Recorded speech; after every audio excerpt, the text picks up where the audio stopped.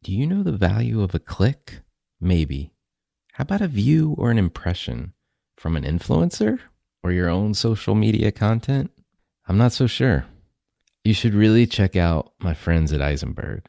They've got this social index, and social index gives you earned media value of all your KPIs across all the main social platforms, including TikTok.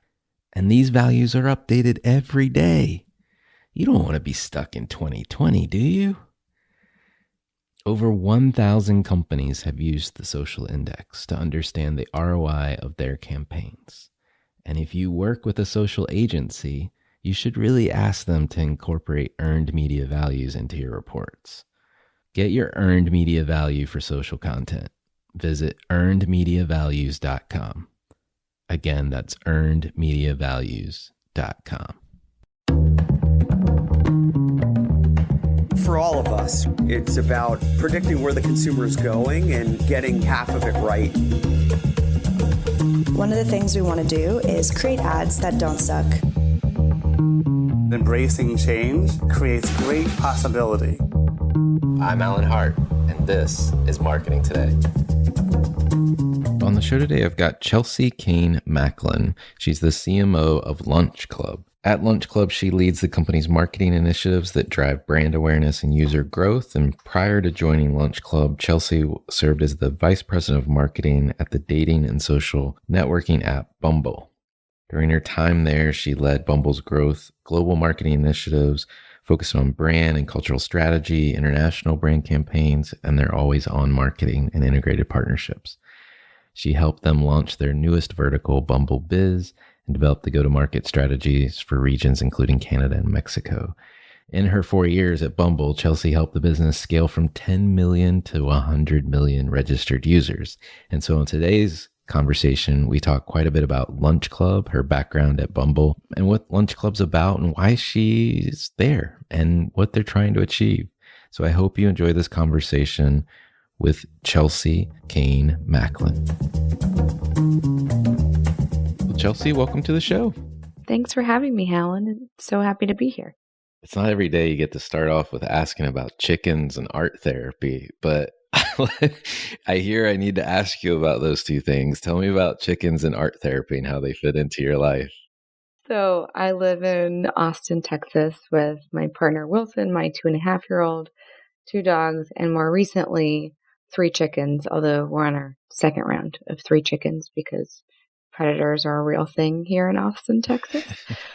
But animals and animal therapy have always been near and dear to my heart since I was very young, surrounded by both animals and art. So at some point, I'll have to invite you to my animal art therapy farm, Alan. Can't wait to have you. And for anyone that needs advice on someone struggling to raise chickens, I'm here for you. I love it. I have never owned chickens. I should say that out loud. I have a coworker that has chickens, and it's constantly an adventure, apparently, with the chickens. She was driving back and forth from Virginia to Texas to see family with the chickens in the car because it was a very long trip, which made for a lot of fun. But chickens sound pretty interesting to own and maintain. They are actually so pleasant, and we don't treat them as pets. However, one of my best friends did recently send me an article that apparently chickens have names for their owners. So I'll try to dig up that article for you to send your colleague because the chickens have named us too. I would love that. All right. Moving on from chickens and art therapy, you are now the CMO at Lunchclub. But what was your path to Lunchclub? Where'd you start and how'd you get into marketing? I've been in consumer tech for about a decade, always in startups or consulting for startups. Most recently was at Bumble, the dating and networking app, and joined that team to build the brand, marketing, and partnerships teams. I joined as about the 6th or 7th employee when we were working out of an apartment. It was so much fun. It was an absolutely incredible experience with a truly fantastic team. And over those 4 years, we scaled the the member base from about 10 million to 100 million and helped people find romantic partners all over the world. Starting at, number 6 or 7 employee, that's a small pod to where it is now. That's quite the ride, I would imagine. How did your time there, shape your views on marketing or business in general? A huge testament to Whitney, the CEO and founder's vision. But Bumble was always very purpose-oriented, has always been purpose-oriented, continues to be purpose-oriented and consumer-oriented. So from the very early days, we were focusing on helping facilitate safe and healthy and equal connections, and a belief that by empowering women in relationships, we could empower all relationships. And because of that purpose, and the whole team living and breathing that purpose, we attracted passionate talent. Our marketing was very different from a sort of performance-heavy landscape, more focused on CSR, brand building, offline branding. Incredibly, incredibly rewarding to help people find their partners. Absolutely best part of my job were those incredible success stories and sometimes crazy success stories. And that's something that I'm really excited about at Lunchclub too. Let's talk about Lunchclub. What is it? What should we know about it as listeners if you're not on the platform now? Lunchclub is an AI-powered networking platform, meaning that we introduce you to the people that you should know. But when you sign up, you share your background and interests, and Lunchclub's AI connects you with people around the world or in your neighborhood for professional conversations based on mutual values, shared interests, and goals. And at our core, we believe that we can leverage technology to unlock human potential, opportunities and connections that never would have happened. And those connections are already happening. Been around for a few years, but especially in this last year and change of pandemic living, we've grown about 15x.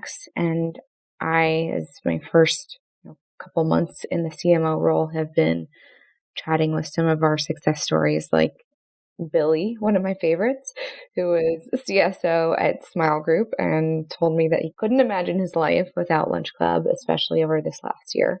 He's 1, launching a SPAC with someone he met on Lunchclub. 2, hired someone he met but didn't expect to hire on Lunchclub. And then 3, met a great friend who he keeps up with every few months remotely, who lives in Bali and calls him one of his really close friends now. And then there's Allie, who's an author and networking expert who just got a $10 million deal.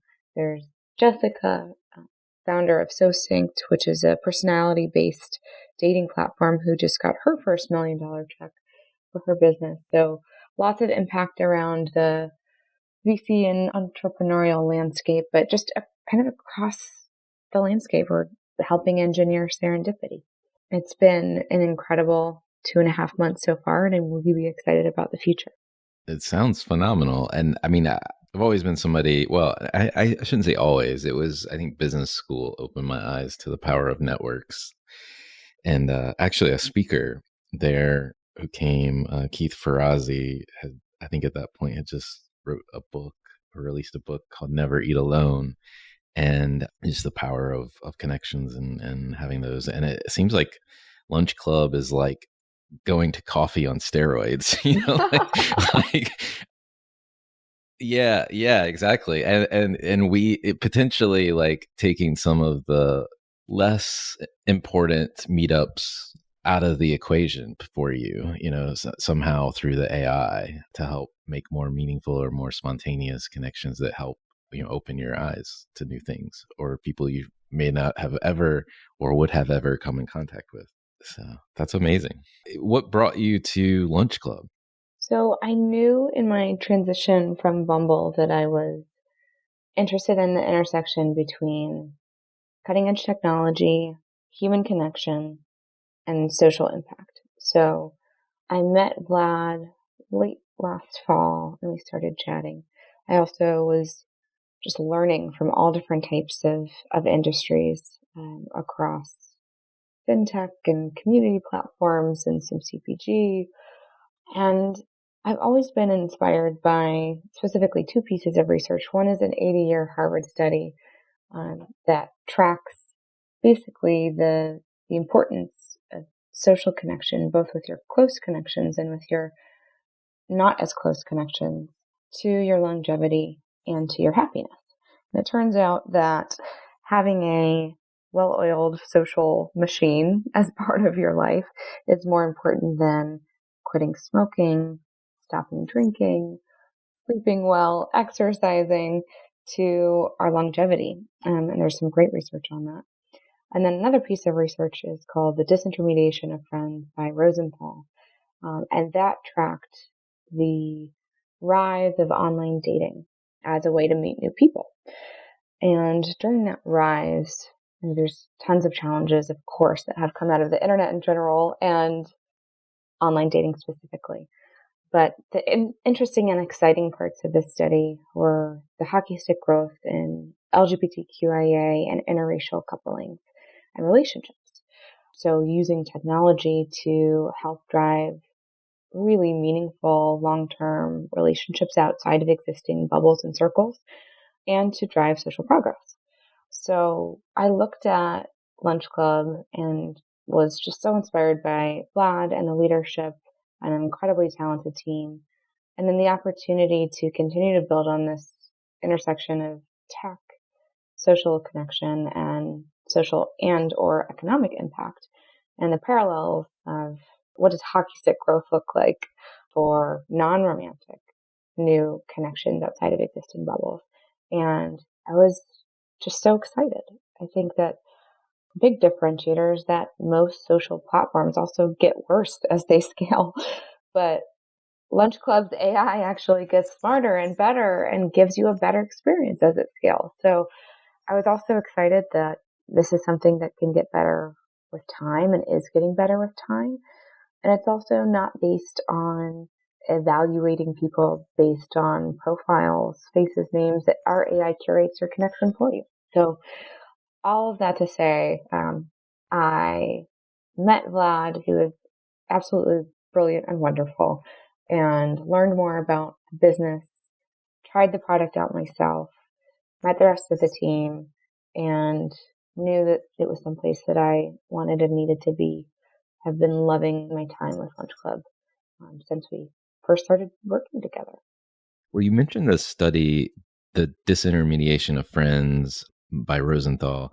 Let's talk a little bit more about that, because that sounds interesting. And I just read the headlines about it. It sounds like disintermediating your friends to find people is counterintuitive to what I think most people would think. Like, my friends could help me find somebody to date or to be friends with. But it seems like it's counterintuitive, the findings of the study. How do you think about it? The disintermediation of friends tracks the story of how we've been meeting people for most of human history, whether that be romantic partners, friends, business opportunities. And most of those new connections are facilitated or have been facilitated by friends and family. So friends and family are typically an extension of the same cultural or tribal perspective, if we're going way back. And now with the rise of online dating and fall of other methods, 1 in 3 are meeting their partners online now. And those relationships are actually lasting longer than non-online partners. So the implication is that there are potentially better matches for you out there that technology can help facilitate more impactfully than, as much as we love them, our friends and family. And especially in introductions to communities or circles that are outside of your extended community or circle that's represented by family and friends. So to me, this is almost like the democratization of connection. And it represents so much social and economic potential impact and gives me a lot of hope for what we can continue to build at Lunchclub. I like the concept in particular, this notion that you can get a better match. And especially the groups you talked about before, like the LGBTQ or other underrepresented populations, if I was just dependent on my family and friends, like my odds of meeting other people like me is really hard too. Like, and so it makes a lot of sense that getting them out of the way and solving this problem maybe with some technology increases my odds of finding somebody to do business with, to hire, to date, whatever it is, I guess, that I'm looking for. Right. And when you're using AI, it's like sorting through the haystack and finding the needle way faster than humanly possible. So there's a efficiency component as well that is super useful. To underline something you said earlier, which is the social platforms get worse as they get bigger, that like the more people that are in the network, so to speak, the group with AI, the better off my odds are in matching the right people, I guess. And I guess that underscores your point. I'm catching up to you now, Chelsea. I'm a little slow on the uptake, but I get it now. I get how AI gets better and the social platforms that we all know and maybe love to hate get worse with time. So anyway, and become, frankly, the social networks become almost extensions of that friend and family conversation, right? Like they're little echo chambers of people that group together and have like-minded views on the world. Right. I know that you're also, I mean, besides doing this online through Lunchclub, you guys have ventured into in-person. And how does in-person and online networking work for Lunchclub? We actually started as in-person only, if you can believe that. So originally, Lunchclub was just getting started in San Francisco and was facilitating truly lunch meetings across San Francisco and then rolling out across other cities. And then, of course, the pandemic hit, and that wasn't a safe way to help people meet. So the team built the virtual capabilities, and that unlocked this convenience factor as well as ability to connect across different geographies across the world. So we believe in a hybrid future that is based on the convenience and also value that you as an individual member need and can get. So as an example for me, I live in Texas with the almost 3-year-old who is a handful and animals and a wonderful partner. And the convenience of being able to network from home has been incredible. Whether that's meeting people here in Austin virtually or meeting people across the world. That convenience means that it's accessible to more people, and that's really important to us. In terms of the in-person aspect, we also realize that there are certain aspects of networking and connecting that require the in-person exchange. And so being able to offer both is important. We're rolling out in person based on specific cities and the status of COVID and our city guidelines in each of those cities, and being cautious, but it's an important, like I said, it's an important aspect to making sure that we're helping people make the best connections that they can make. It's a noble pursuit to help better connect people, frankly. What does marketing look like at Lunchclub?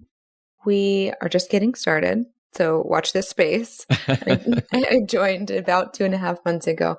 So now that I feel like I've gotten my feet underneath me, first and foremost, serving the member base, improving both the brand and the experience, making sure, like I said, that we're able to give you the best conversation possible in the shortest period of time, telling the stories that have happened over the last few years because of Lunchclub.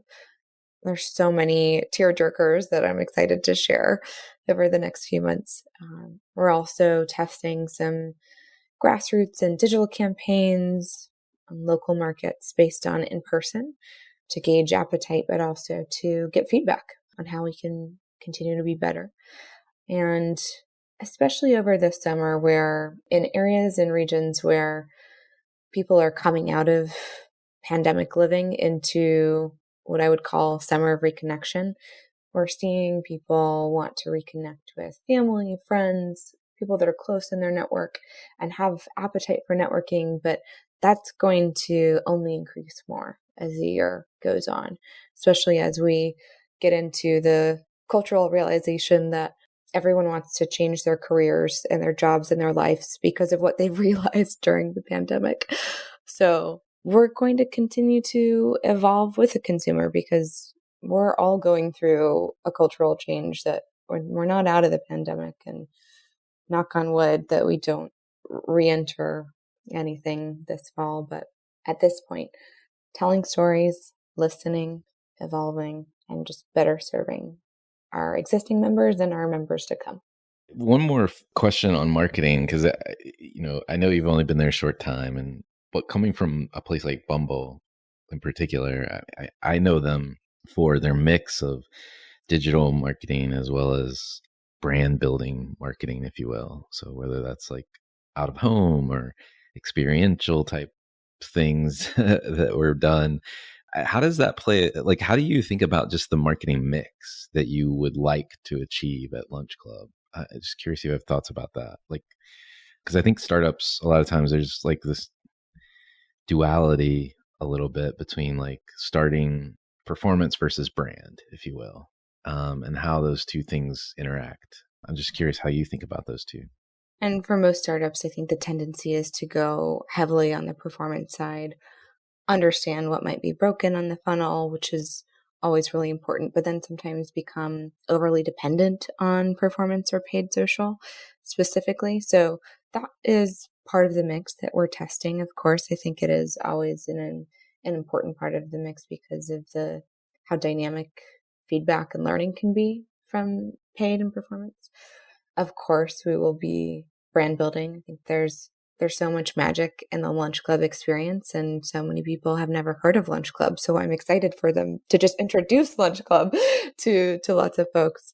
And that will be a combination of what we built, similar to what we built at Bumble, and what I know will help best communicate the value of Lunchclub, but also best serve our members. So definitely continuing to test on the experiential side. That is a wonderful way for us to actually continue to provide value to our members while marketing. I love a win-win where we can introduce Lunchclub, but also extend the value in the meaning that we're providing. There will be a continuation of fireside speakers, and we're just really excited about all of the things that are to come this year. News for you since we last talked. I am now on Lunchclub. I haven't had my first meeting yet, but it's next. That's next on my thing is to schedule the time I want to do. You'll have to tell me how it goes. I will. But I got invited from another podcaster, and I didn't realize another one of my podcast friends is also on. So, but Minter Dial, who's based in the UK, actually invited me into Lunchclub, and then another podcaster, Adam Connor. I just realized we don't live that far from each other, and he's on there as well. So it was interesting, nice little small world. Yeah, I didn't realize that they. Well, I knew Mentor had talked about it to me in a conversation we were having, and then made the invite, and then but I didn't know that other people I knew were already on Lunchclub, so it was kind of nice. I'll let you know how it goes, but I'm expecting great things. I'm expecting to meet some interesting people.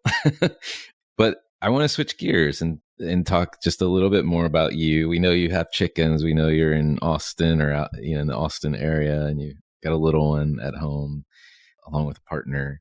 But my most favorite question to ask everybody that comes on the show is, has there been an experience of your past that defines or makes up who you are today?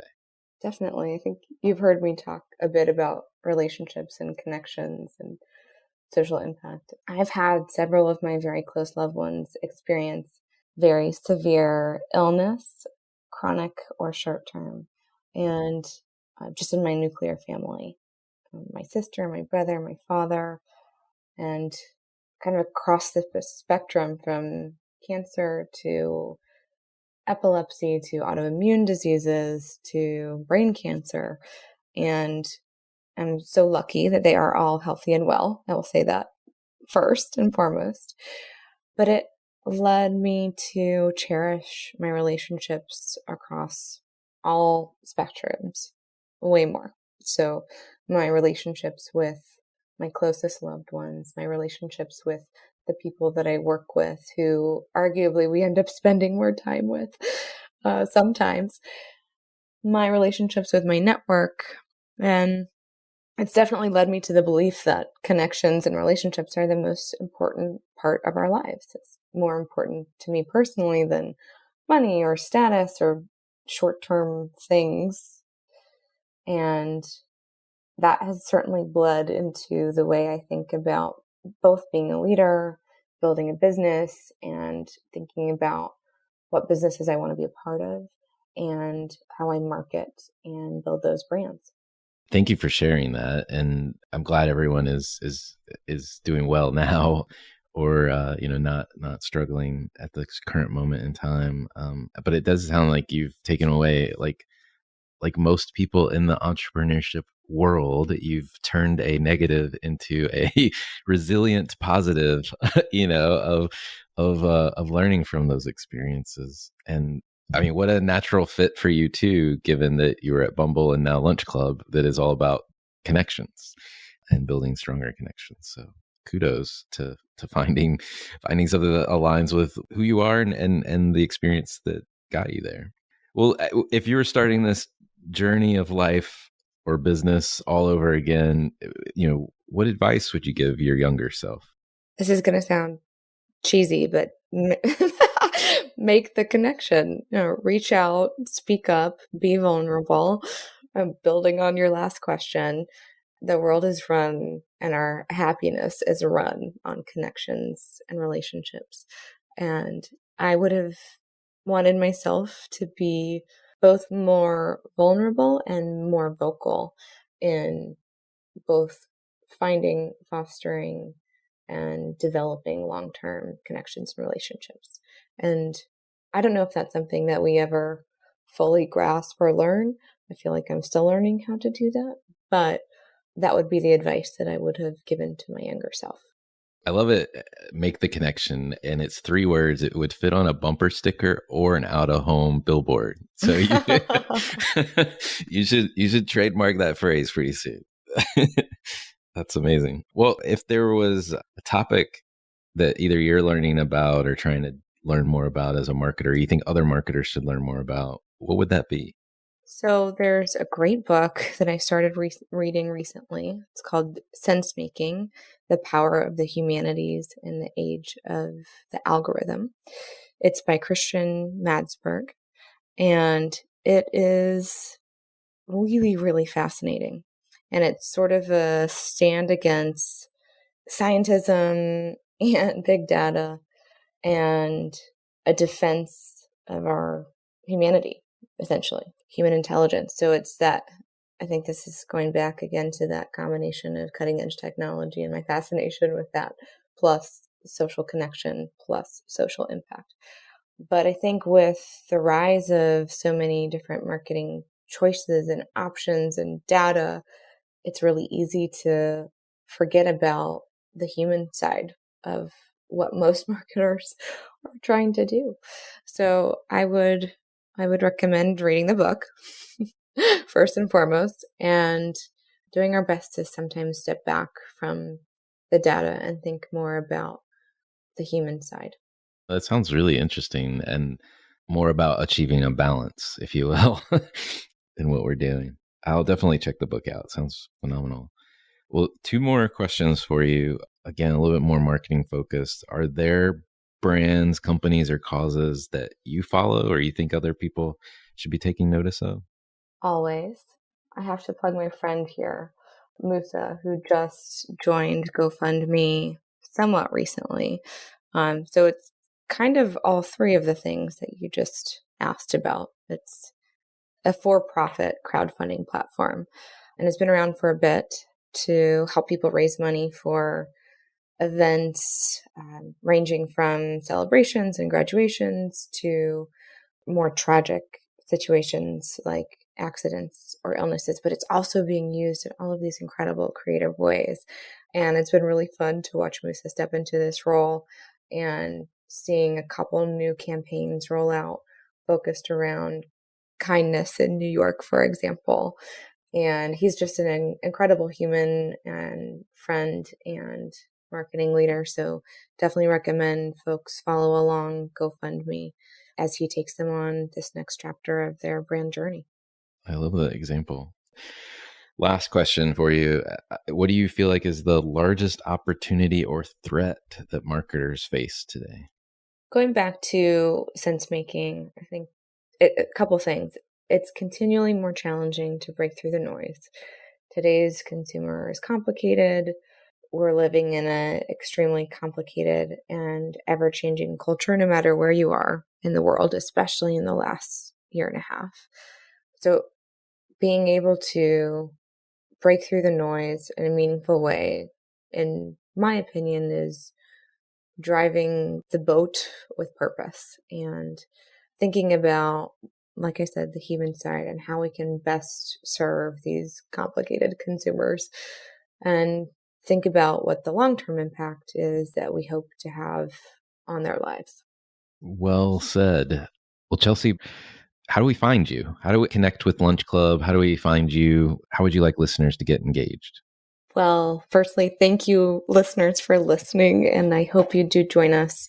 You can sign up at lunchclub.com from your desktop or your phone or your iPad and follow us along on Twitter at LunchClubAI. Hi, it's Alan again. Marketing Today was created and produced by me with support from my team and podcast editors, sound engineers, and writers at Share Your Genius. Find them at shareyourgenius.com. If you're new to Marketing Today, please feel free to write us a review on iTunes or your favorite listening platform. Don't forget to subscribe on marketingtodaypodcast.com and tell your friends and colleagues about the show. I love to hear from listeners. You can contact me on marketingtodaypodcast.com. There you will also find complete show notes, links to what was discussed in the episode today, and you can search our archives. I'm Alan Hart, and this is Marketing Today.